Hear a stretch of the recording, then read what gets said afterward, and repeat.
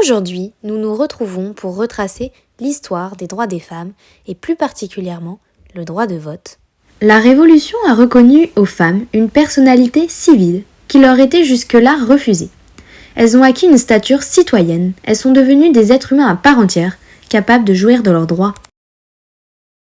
Avec la déclaration de 1789, les femmes sont libres de leurs opinions et bénéficient de l'abolition de l'ordre, de la hiérarchie, de l'esclavage. La Constitution favorise leur émancipation en décrétant l'égalité des droits aux successions et en abolissant le privilège de la masculinité. Dans ce contexte, Olympe de Gouges rédige la Déclaration des droits de la femme et de la citoyenne en 1791. Parallèlement, la Révolution délivre les jeunes filles de la tutelle paternelle. Celles-ci sont désormais libres de se marier ou non et d'épouser qui elles veulent.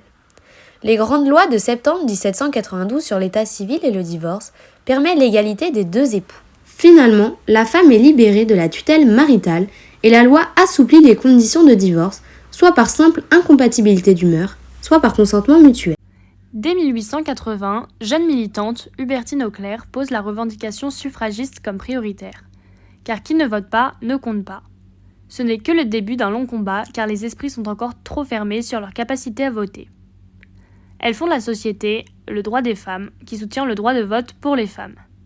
La revendication suffragiste devient prioritaire au début du XXe siècle, avec en 1904 AISF, l'Alliance internationale pour le suffrage des femmes, et en 1909 UFSF, l'Union française pour le suffrage des femmes. En 1944, le droit de vote est définitivement accordé aux femmes. Il y a donc un retour des élections au suffrage universel pour l'ensemble de la population après la Seconde Guerre mondiale. Le droit de vote est aussi alors accordé aux colonies françaises. La France accorde le droit de vote et l'éligibilité aux femmes, près d'un siècle après l'adoption du suffrage universel masculin. Elle est l'un des derniers pays d'Europe à le faire, juste avant l'Italie, la Belgique, la Grèce et la Suisse. Les femmes useront de ce droit pour la première fois aux élections municipales du 29 avril 1945. Aucune femme ne recourt de gaieté de cœur à l'avortement. Il suffit d'écouter les femmes. C'est toujours un drame. En 1974, une jeune femme, Simone Veil, est nommée ministre de la Santé par le président Valéry Giscard d'Estaing, qui la charge de faire adopter la loi dépénalisant le recours à l'interruption volontaire de grossesse. Loi qui sera ensuite couramment désignée comme la loi Veil. Elle apparaît dès lors comme une icône de la lutte contre la discrimination des femmes en France. Édith Cresson est nommée le 15 mai 1991 jusqu'au 2 avril 1992 à Matignon. Elle devient la première femme nommée au poste de première ministre en France sous François Mitterrand.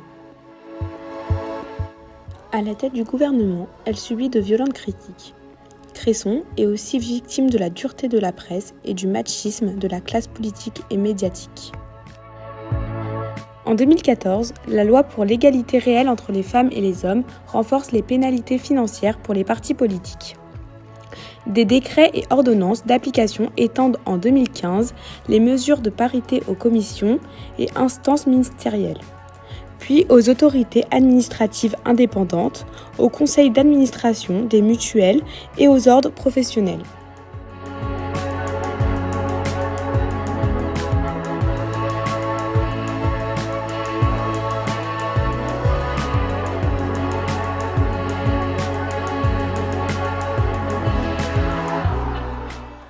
Le nouveau gouvernement d'Elisabeth Borne, notre première ministre, a été nommé. Il est composé de 21 hommes et 20 femmes et semble à première vue respecter la parité. Pour autant, les femmes sont surreprésentées au secrétariat d'État, tandis que les ministères sont principalement dirigés par des hommes. Aujourd'hui, femmes et hommes politiques féministes se battent pour l'égalité des sexes au sein du gouvernement.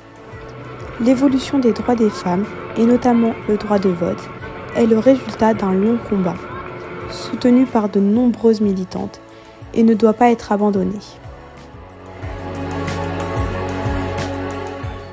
Ce modèle français, bien qu'imparfait, se doit d'inspirer les autres pays afin d'éliminer les inégalités de sexe.